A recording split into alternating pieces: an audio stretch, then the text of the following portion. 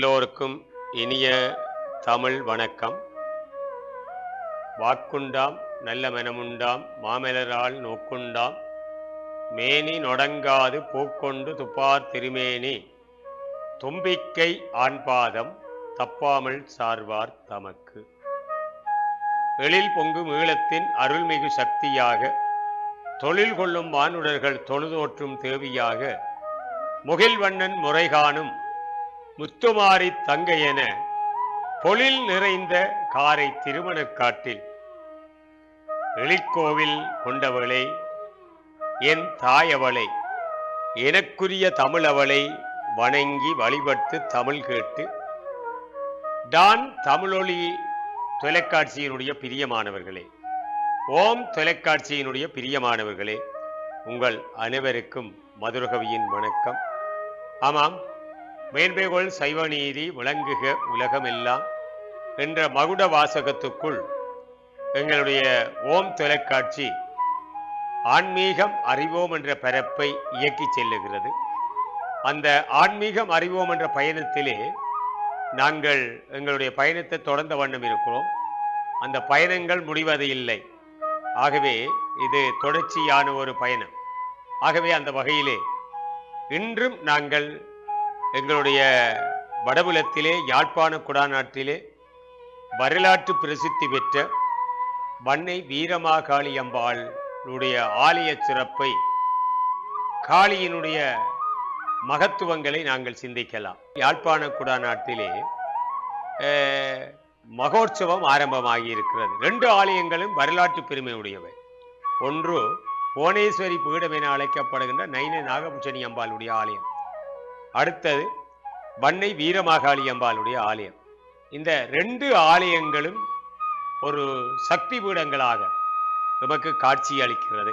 அந்த வகையிலே அன்பான நேயர்களே, உங்களோடு வன்னை வீரமாகாளி அம்பாளுடைய ஆலயத்தை, அன்னையின் மகத்துவங்களை ஆன்மீகம் அறிவோம் என்ற பரப்பிலே நாங்கள் சேர்ந்து சிந்திப்போம். வாருங்கள்.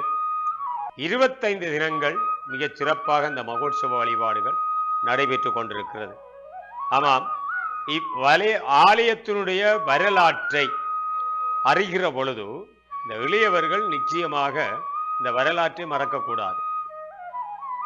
இந்த அழகான வரலாறு வன்னை வீரமாகாளி அம்பாளுடைய வரலாறு.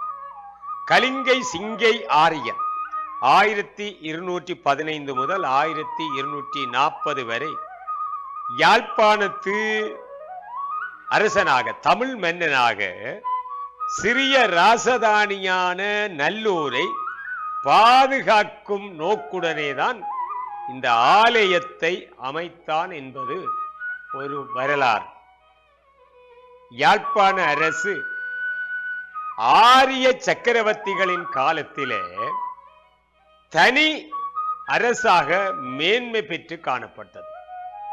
இத்தகைய மகத்துவம் யாழ்ப்பாண அரசுக்கு இருந்திருக்கிறது, இனிமேலும் இருக்கும். ஆகவே தமிழும் இந்து மதமும் அவர்கள் காலத்திலே மகோன்னதமாக உயர்ந்தன, மேன்மை பெற்றன.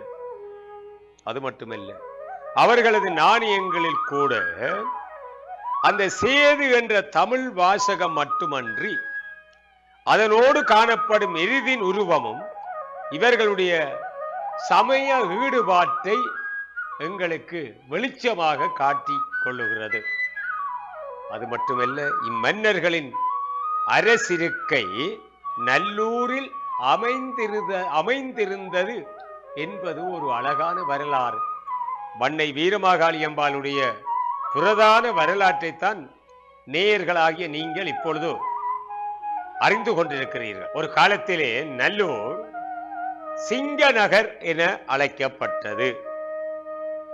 சிங்கை ஆரியன் நல்லூர் அரசாட்சியை ஆரம்பித்த பொழுது நல்லூர் கோயிலை மையமாக வைத்துத்தான் 4 திசைகளிலும் கோயில்களை அமைத்தது குறிப்பிடத்தக்க ஒரு பெருமையாக அவனுடைய காலத்திலே போற்றப்படுகிறது. பாருங்கள், சங்க காலத்தை நாங்கள் எடுத்து பார்த்தால் சங்க காலத்திலே 4 திசைகளிலும் கோவில்களை அமைக்கிற மரபு, 4 திசைகளின் தெய்வங்களை குறித்து நின்ற மரபு வழிவந்தது போல சங்க காலத்திலே அப்படி 4 திசைகளிலும் கோயிலை அழைக்கின்ற ஒரு பிரதான மரபு பேணப்பட்டு வந்தது அந்த காலத்தில். அதே போல ஈழத்தின் மத்திய கால பகுதியில்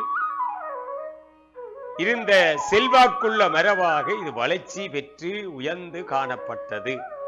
நன்றாக புரியுங்கள். வண்ணை வீரமாகாளி அம்பாளுடைய வரலாறு பேசப்படுகிறது. அவளுடைய மகோற்சவ காலங்களிலே இத்தகு வரலாற்றை நாங்கள் அறிந்து கொள்வது சிறப்பு. தமிழ் மன்னர்கள் ஆண்ட கோயில். ஆகவே அது மட்டுமல்ல, இந்த மரபுக்கமைய நல்லூர் கோயிலை மையமாக வைத்து 4 திசைகளிலும் கோயில்கள் எழுப்பப்பட்டன. ஆகவே அவை பற்றி யாழ்ப்பாண தமிழரசர் காலத்தினை ஒரு முக்கியமான பதிவு செய்கிற நூலாக யாழ்ப்பாண வைபவ மாலை காணப்படுகிறது. யாழ்ப்பாண வைபவ மாலையிலே தமிழ் அரசர்களுடைய ஆட்சி சிறப்பு, மன்னர்களுடைய அந்த ராசதானியினுடைய அந்த சிறப்புகளை நாங்கள் பார்க்கிறோம். அதை அழகாக யாழ்ப்பாண வைபவ மாலை எமக்கு எடுத்துச் சொல்லுகிறது. யாழ்ப்பாண வைபவ மாலை இலே அங்கே 26வது பக்கத்திலே கீழத்திசைக்கு பாதுகாப்பாக வேலு வைத்த பிள்ளையார் கோவிலையும், மேற்றிசைக்கு வீரமாகாளி அம்மன் கோவிலையும், வடதிசைக்கு சட்டநாதர் சிவன் கோவிலையும், தையல் நாயகி அம்மன் கோவில், சாலை விநாயகர் கோவிலையும் கட்டிவித்தது மட்டுமல்லாமல் திலகவதியார் என்னும் பத்தினியாருடன் கிரக பிரவேசம் செய்து வாழ்ந்திருந்தான் என்று கூறுகின்றது ஒரு மரபு. இந்த ஆலயம் நல்லூர் ராசதானியின் எல்லையிலே அமைந்திருந்த காரணத்தினாலே அந்த நகரம் வண்ணார் பண்ணை என்று போற்றப்படுகிறது. அது மட்டுமல்ல, நல்லூருக்கு நுழைய முயன்ற அந்நியருடன் நடைபெற்ற போர்கள் பல இப்பகுதியில் நடந்ததாக தெரிய வருகிறது. அந்நியர்களை நுழைய விடாமல் தமிழ் மன்னர்கள் போர் செய்தார்கள். அந்நியருடைய ஆதிக்கத்தை கட்டுப்படுத்தினார்கள். அவன் நுழைவதை தடுத்தார்கள். இத்தகு சால பொருத்தமான ஒரு நடவடிக்கை. இது பற்றி கூட யாழ்ப்பாண வைபவ மாலையில் வரும் கூற்று உற்று நோக்கத்தக்கது. யுத்தம் நடப்பதற்கு நல்லூர் கோட்டையின் மேற்கு வாசற்புறத்தே வீரமாகாளி அம்மன் கோவிலுக்கு முன்பாக இருந்த வெளியை இடமாக நியமித்து குறித்த நாளிலே யுத்தத்தை ஆரம்பித்து 11 நாட்கள் அந்த யுத்தத்தை நடத்தினார்கள் என்பதை வைபவ மாலை பேசும். பரங்கியருடைய ஆதிக்கம்தான். பரங்கியர் துப்பாக்கி சூத்திரத்தை கையிலே கொண்டு அணி அணியாக அணிவகுத்து நின்றார்கள். தமிழர்கள் வாள் முதலிய படைக்கலங்களோடு நின்றார்கள். யுத்தத்துக்கு தயாராகிவிட்டார்கள். யாழ்ப்பாண மன்னர்களுடைய போர் தெய்வமாக வீரமாகாளி அம்பாள் விளங்கினாள். எவ்வளவு சரித்திரமான உண்மை. ஆகவே எங்களுடைய தேசத்துக்கு படையெடுக்க வந்தவர்களை தமிழ் மன்னர்கள் புறா முதுகு காட்டி ஓட வைத்தவர்கள். இந்த செய்திகளையே நாங்கள் குறிப்பிடுகிறோம் என்றால் வீரமாகாளி அம்பாளுடைய வரலாற்றை பேசுகிறோம். வீரமாகாளி அம்பாளுடைய பிரதான மகத்துவங்களை பார்க்கிற பொழுது இந்த சம்பவங்களை நாங்கள் நினைவு கொள்ள வேண்டும். ஆகவே அக்கால பகுதியில் இந்த ஆலயம் முக்கியத்துவம் வாய்ந்த ஒரு சக்தி ஆலயமாக விளங்கி காணப்பட்டது. போர் வீரர்கள் யுத்த களத்துக்கு போகும் முதல் இந்த ஆலயத்திலே ஒன்று கூடி தங்களுடைய வாளை வீரமாகாளி அம்பாளுடைய அந்த பாதத்திலே வைத்து ஆசீர்வாதம் பெற்றுத்தான் யுத்தத்தை ஆரம்பித்தார்கள். வாள் வைத்து பூசித்த ஒரு திருக்கோவில் வீரமாகாளி அம்பாளுடைய ஆலயம். அது மட்டுமல்ல, யாழ்ப்பாணம் தமிழரசு வரிசையிலே செகராய சேகரன் என்ற பெயரில் சங்கிலிய மன்னன் முக்கியத்துவம் பெறுகிறார். ஆகவே இந்த மாதத்திலே சங்கிலி மன்னனுடைய குருபூசை தினம் கொண்டாடப்பட்டது. நல்லூரிலே சங்கிலியன் சிலைக்கு அண்மையிலே யமுனா ஏரியிலே அவனுடைய குருபூசை தினம் ஆண்டுதோறும் கொண்டாடப்படுகிறது. ஆகவே இந்த தமிழ் மன்னனாகிய சங்கிலியன்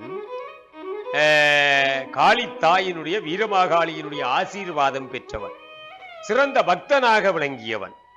போர்த்துகேயருடன் யுத்தம் செய்வதற்கு முதல் சங்கிலி மன்னன் தன்னுடைய பிரமாண்டமான அந்த வாளை அம்மன் காலடியிலே வைத்து ஆசீர்வாதம் பெற்று யுத்தத்தை செய்கின்ற ஒரு மரபு காலாதி காலமாக இருந்து வந்தது. அதை கூட யாழ்ப்பாண வைபவமாலை அழகாக கூறுகிறது. மேலும் சங்கிலியன் இறந்த பின் அவனது வாள், அவன் பாவித்த வாள் அன்னை வீரமாகாளி அன்னையின் காலடியிலே வைத்து பூசை நிகழ்த்தி வருவதாகவும், அவ்வாளைத்தான் நவராத்திரி காலத்திலே மானம்பு திருவிழாவிலே அந்த வாளை வெட்டுக்காக பயன்படுத்தி வந்திருக்கிறார்கள் என்பது ஒரு வரலாறு. எனவே நேயர்களே, யாழ்ப்பாண மன்னர்களுடைய போர் தெய்வமாக வீரமாகாளி அம்பாள் விளங்கியதால், வீரமாகாளி அம்பாள் விளங்கி இருப்பதனாலே இந்த ஆலயம் மிகவும் சிறப்பு பெற்ற, வரலாற்று சிறப்போடு விளங்குகின்ற ஒரு திருக்கோவிலாக வன்னை வீரமாகாளி அம்பாள் ஆலயம் விளங்கி காணப்படுகிறது. ஓம் சக்தியோ என்ற சிந்தனையோடு தாயினுடைய சரித்திர பூர்வீக ஆலய வரலாற்று அம்சத்தை கேட்ட உங்களை வணங்கி வாழ்த்தி இந்த அளவில் நிறைவு செய்து கொள்பவர் காரை மதுரகவி.